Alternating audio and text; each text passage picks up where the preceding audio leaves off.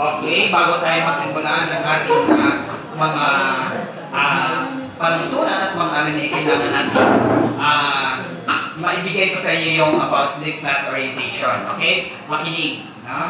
So, even though our subject is Filipino, so we can use English as our medium of communication. Okay? In general. Class orientation po. Okay, ngayong taon, kailangan niyang sumunod. Okay? So, opening prayer, we already finished that. Okay? But for that, we can,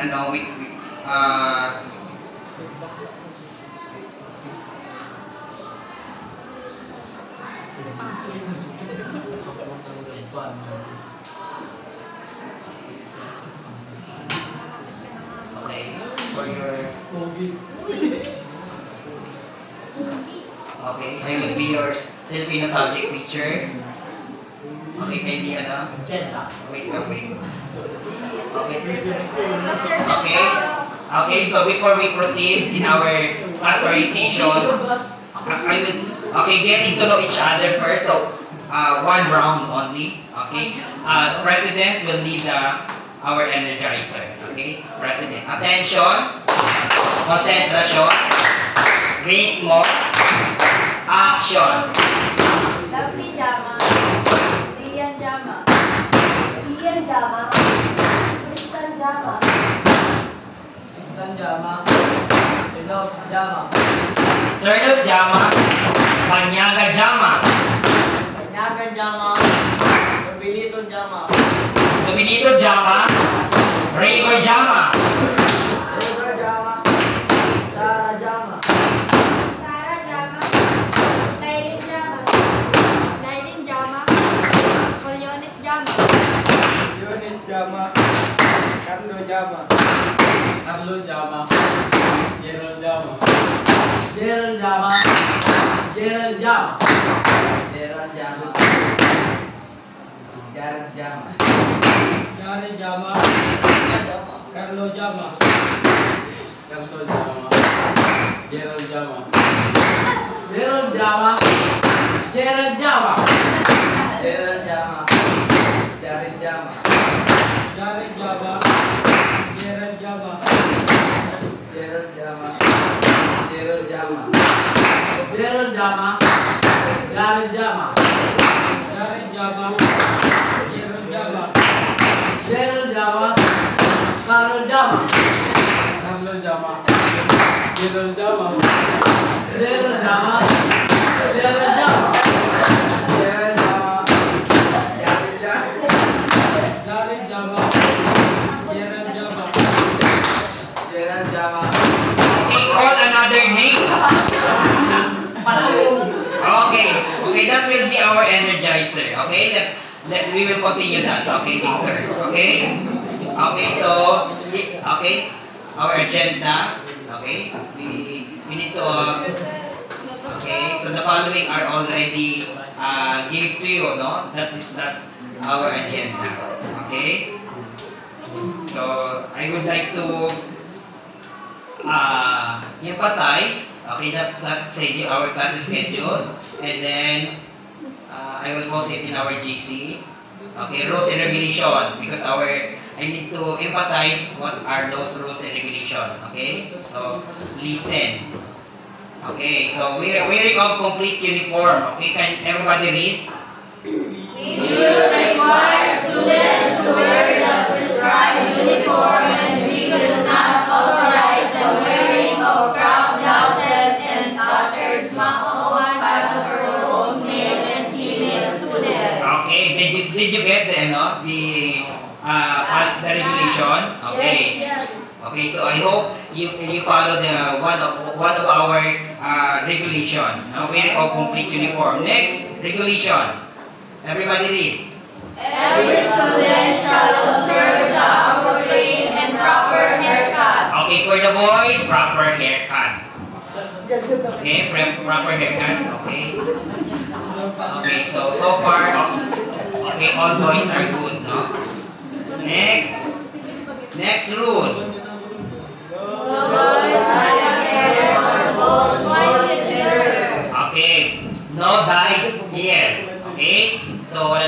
mahihina dito. No? Yan. So, you should follow. Next. Everybody read. Smoking or vaping inside the campus is prohibited. Okay, yan. Lalo yung nakikita ko dyan sa CR, baka mahuli ko lang, nasa rules natin yun, no? Walang maninigarilyo dito sa loob ng klase, sa loob ng campus, sa loob ng campus natin. Next, everybody read. No earrings for boys. Okay, Jared. Have you read? Yes. No earrings for boys. No? Walang nakahikaw dyan. Pag hindi, meron kang pag-guidance kit na ha. So, guidance okay. So, you need to follow. Okay? Everybody must follow. For all boys, so, you need to follow. Next, everybody, read. No multiple earrings among girls. Ayan. Ha? Sino dito maraming hikaw? No, multiple. One, more than one, multiple na yun. Only one, okay. But more than two or three, so multiple na yun. I hope you follow the rules natin. Next. Coming to the school under the influence of liquor is not allowed. So, pag kayo ay may hangover, lasing, hindi kayo pwedeng pumasok. Okay? So, alam ko naman. At saka mga bata pa kayo para uminom, no? Talaga naman. Next. No littering Ayan. Diba, nakasulat niyan dyan? Nababasa nyo? O, yan. Littering is the right thing. What does it mean? Have you read our post in our wall? No littering.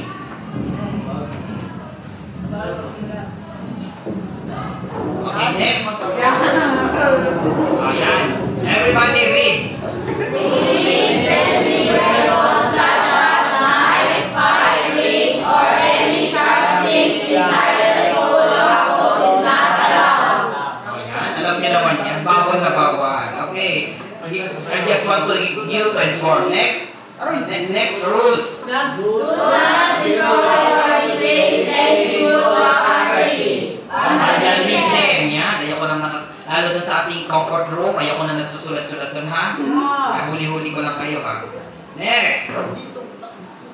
Everybody read. Do not get involved in violence, argue, or any kind of assaulting and inflicting harm towards any student, employee, teachers, and person in authority. Yan. Magbigay galang kayo lagi. Ha? Next. Proper decorum, you must be polite. No? Every teacher, you must be greet. Okay, good morning, ma'am. Good morning, sir. Be polite. Proper decorum. No? Be polite. Next. Classroom rules natin. Okay, attend classes regularly. Yan, one of our classroom rules. Next.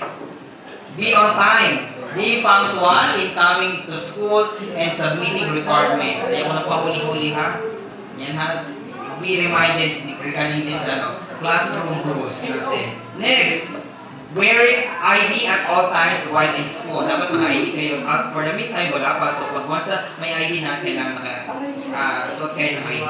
Next.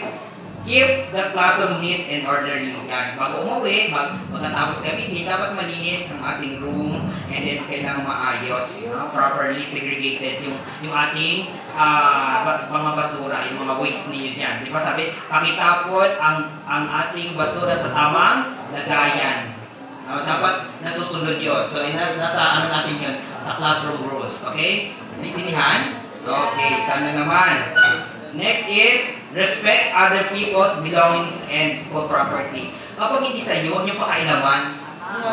Kaya nga restricted na nga eh. Pero mandun pa rin, dapat pa rin ang dampot.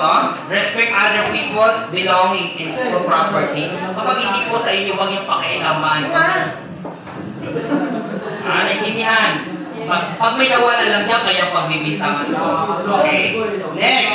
Sana nakuha niyo ito. Next is, refrain from using cell phone, no? Kapag ang cellphone hindi related o wala ugnayan sa ating lesson, do not open your cell phone. Ha? Yung mga naglalaro lang dyan.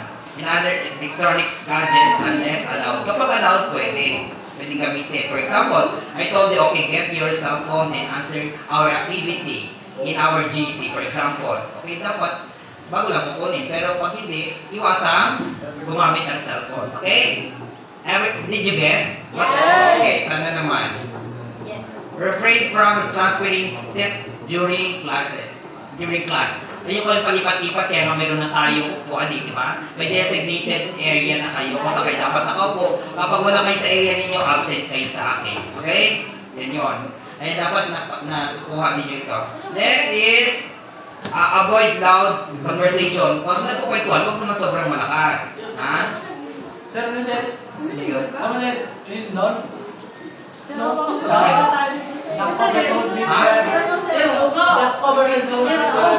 Huwag nyo na pakailaman yun. Mind your own business. Huwag mo sila pakailaman. Okay, listen na dito sa ating dinidiscuss. Okay, avoid loud conversation. Minimize your voice.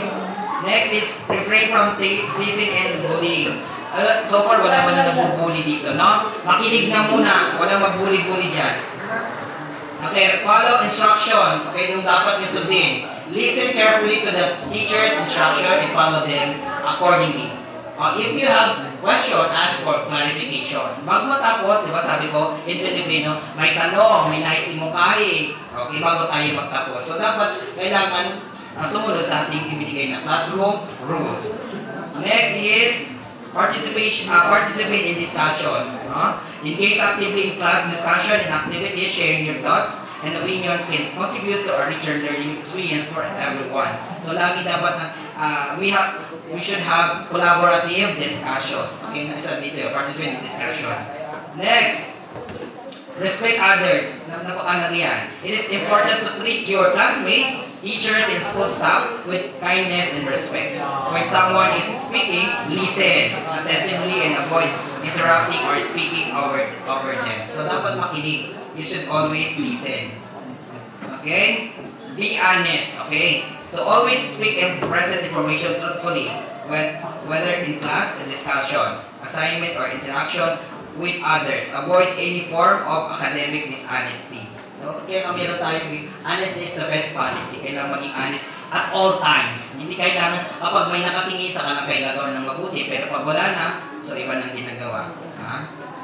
Okay, next, develop teamwork always. Yan. Kaya nga kayo learning barkada, dapat may teamwork. No? LB1, LB2, 3, and 4. LB1, sinong liban? Okay, very good. LB2, okay, very good. LB3, wala rin, very good. LB4, okay. All are present. Okay, magaling. Bigyan natin sila ng wow, galing clap. 1, 2, 3, 1, 2, 3. Wow, galing. Okay, everybody. Everybody. 1, 2, 3, 1, 2, 3. Wow, galing. Ibig sabihin na kayo nakapag-comply. This is one thing. Okay. Next, study hard and be kind. Yan, mag-aral na mabuti. No? Lagi mag-aral. Study hard and be kind. No? Maging kind kay not only to your classmate, sa iba pa ninyong kaibigan, maging kind. Okay? Then, always observe respect at all times. Yan, may respeto. Kapag may ginagawa, respeto, hindi yung i-istorbuhin nyo, may ginagawa na nga eh.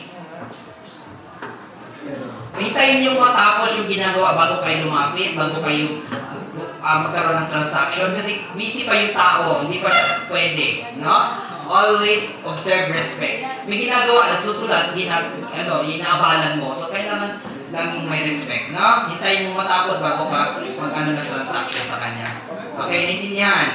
Next is our grading system. Okay. So, yan, para alam ng lahat. Okay, grading system po natin. Okay, sa core subject po yan. Okay, kung mapapansin ninyo. Written out works, lahat yan, pinagawa din sa inyo. 25%, performance na, 50%, and quarterly exams, 25%. Lahat yan, no? So, makinig. Dapat ay nakakapag-comply kayo dito sa ating grading system. Kung gusto nyo makakuha ng mataas na grade, Okay, so ito yung ating grading system.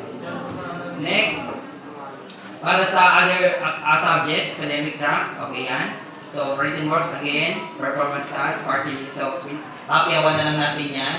Then, grading system naman para sa work immersion, papiawan natin kasi pag grade 12, hindi pa yan makukuha pag kay grade 12 na. Papiawan lang natin. Okay, subject requirements. So, yan. Komunikasyon, di ba subject natin? Ito na sa wikat ko sa Pilipino. Long folder with folder jacket with fastener. Long clear book for final. Sa ano pa yan? Sa second quarter pa. For the meantime, ang i-comply pa lang sa end of the month ay folder jacket.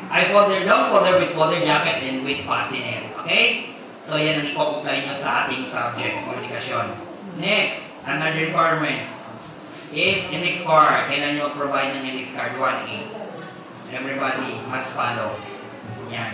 Next, hygiene kit. Yan. Kailangan magdala din kayo ng sarili nyo kasi naubos na yung ating medicine cabinet natin, yung mga nakalagay doon naubos na. So, dapat meron din kayong dala. No? Hindi yung, sir, pahingin ng alcohol, sir, pahingin ko ng toothpaste. No? Lahat yan ay meron dati sa medicine cabinet. So, as of now, wala tayong stock, kaya pwede magdala kayo. Okay? Next, classroom, ano tawag sa kanya sa classroom election natin, di ba? So, yan, nakapaghalal na tayo. Then, remind us again. Yan, sa mga transferees po, ito yung reminders. Wala namang lahat dito graduate ng grade 10, tama? Sino ang hindi graduate ng grade 10 dito? Sa ibang school, ito yung mga kailangan. Pag sa ibang school kayo graduate ng grade 10, grade 11, as of now. Report card, lahat yan, hindi ko pa na-check yung mga Form 138, photocopy of NSO of PSA, photocopy of Certificate of Completion, kailangan ko rin yan, then SF10 o Form 137. So, hindi ko pa na-check yung mga files coming from the registrar. So, kung wala pa kayo transferee, kailangan may provide nyo ito. Okay? So, yan ang may provide dyan. Next is save energy. Yan. May nakalagay naman label dyan, no? Please switch off light and fan when not in use. May nakalagay naman, di ba? Turn off lights when not in use. So, kung umalis, i-off ang mga, to save energy, no? Wala kami binabayaran ng school. So, kailangan natin magtipid, no? Kapag hindi ginagamit, mag-conserve yung mga dapat i-off natin. Okay? Yan. I hope you get my rules and regulation, the classroom rules, and also the school rules, no? Kasama yan. Okay? Okay. So, thank you for listening. So, let us have great school year ahead. No? Sana naman ay sa isang taon na ito ay magkaroon tayo ng maganda at maayos na samahan bilang advisor nyo. Gusto ko yung maging masaya dahil ito yung first time ko humawak ng general education academic strand. No? Yung aking kadalasang advisor ay TVL. No? Pag TVL, nasasaktan ako. Kaya ito ay, guminawa ako ng gasting aking hinawakan kasi usually TVL ang aking hawak. When I started teaching and FL, nasa TVL, strand ako ng advisory ako ng TVL. Kaya nahihirapan ako magpasunod. So, hoping and I pray na itong batch ninyo ay magpatuloy yung magiging mabait. No? Makakaasa ba ako na magiging mabait? Okay, sana naman at sumunod lagi sa ating mga gawain para kayo ay makakuha ng mataas na grado o mataas na grade. Siyempre, kailangan yun sumunod. Kapag hindi kayo nag-comply ng tama ahead of time or hindi kayo nakakapag-comply sa lahat ng requirements, siyempre, may possibility na mababa yung makukuha yung grade in all subjects. Pero kapag nag-comply kayo on time, ahead of time, okay, maganda. Expected na mayroong reward every effort. Pag may nag-effort ka, may reward yung pagdating na makatapos ka. Okay? So, any question? Any clarification? Any suggestion? Okay? So, kung wala, let us proceed for our lesson discussion.